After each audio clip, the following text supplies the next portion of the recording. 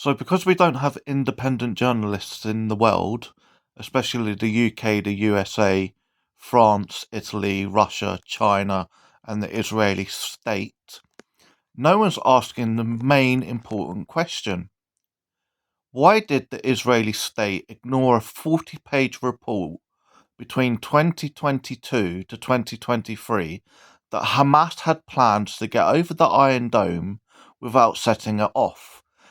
They did not know what would happen once Hamas got over the Iron Dome, but they knew they would come in by air, most likely how they did on the 7th of October 2023. No one else is also asking why weeks before, when the Egyptian spies warned the Israeli state that Hamas was up to something and they were most likely going to get over the Iron Dome without setting it off, as the 40-page report had predicted in 2022 to 2023. No one's also asking, weeks and months before the 7th of October 2023, Netanyahu, BiBi, with his fake Israeli state name, he's actually Polish Jewish. Go and find out his real Polish Jewish name. It's not Netanyahu whatever. Anyway, he goes into the United Nations with a massive big map with a red line. The red line goes through the whole of Gaza, and the headline is "A New Middle East and a Trade Canal." A trade canal doesn't exist yet, but he was implying that he would make a trade canal in Gaza, and it would compete with the Egyptian Suez Canal, and he would make a new Middle East.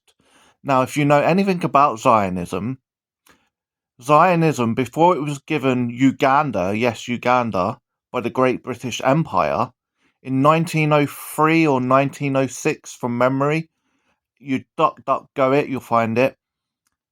The Danish imperialist colonizers wrote in the largest African paper saying it would be unfair to be displaced, without any irony, by non-local people.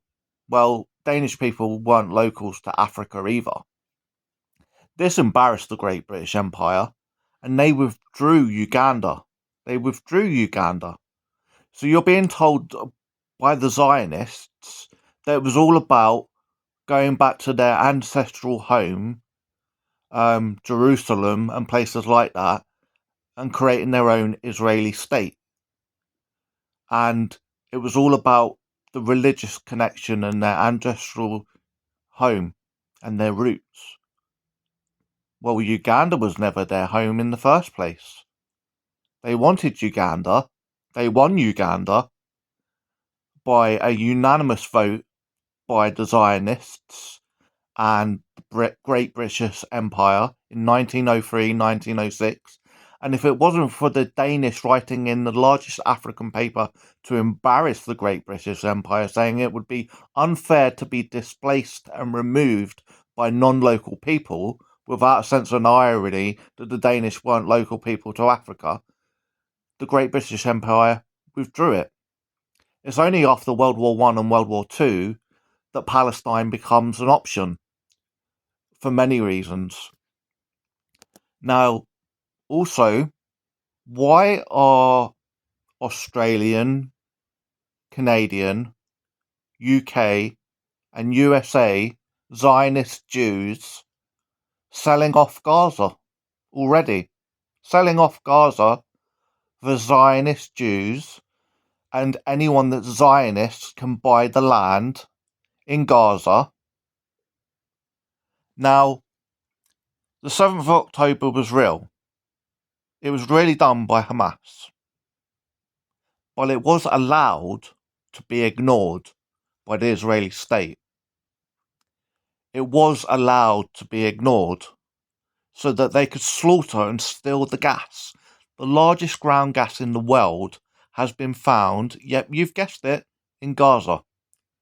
Now, The Israeli state, or Zionism, and conservatism foundations that are built around the world, but mainly in the UK, the USA, Italy, France, Russia, China, and the Israeli state, they're highly toxic foundations.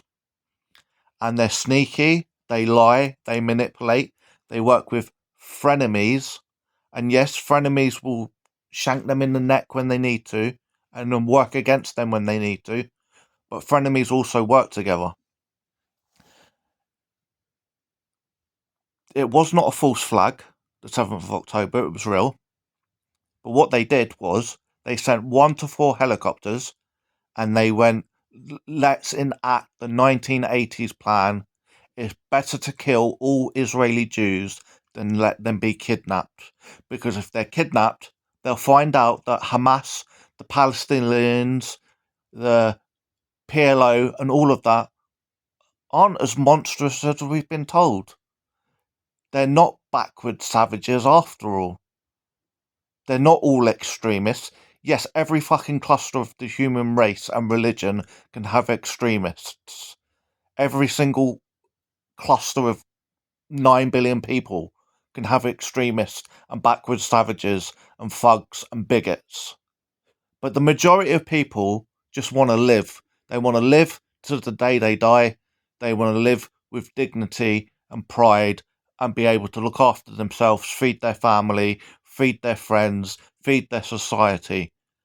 You are all being played. Why on earth is no one asking how in Australia, Canada, the UK, and the USA, Gaza is being sold by Zionist Jews, being sold to Zionist Jews and anyone that is a Zionist supporter or Zionist, whether a Zionist Christian, Catholicism, or just a Zionist atheist. Why is land being sold? Because they're either hoping that Egypt or Jordan will just put them in another torture camp and brick them off, all the 2.2 million Palestinians. They're hoping the world will cave and send in loads of boats and put 2.2 million Palestinians across the world, or they're going to slaughter them all by bombs, and the world is just going to watch.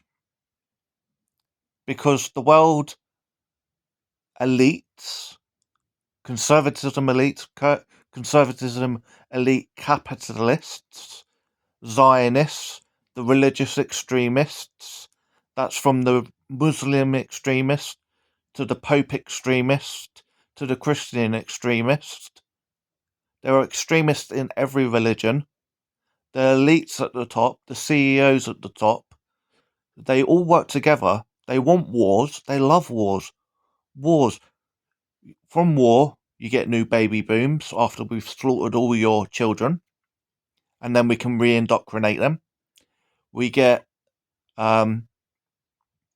new building contracts, new building better society contracts, spreading the debt over years, and all of this. When you let the top people stay in power and you know they're rotten, and you let them set your education, and you let them control your police, and you let them indoctrinate you, and they run the media, you're not free, you're not living in a democracy anywhere. Do you know how many crooks are at the top? They should all be removed. The 99% is bigger than the 1%.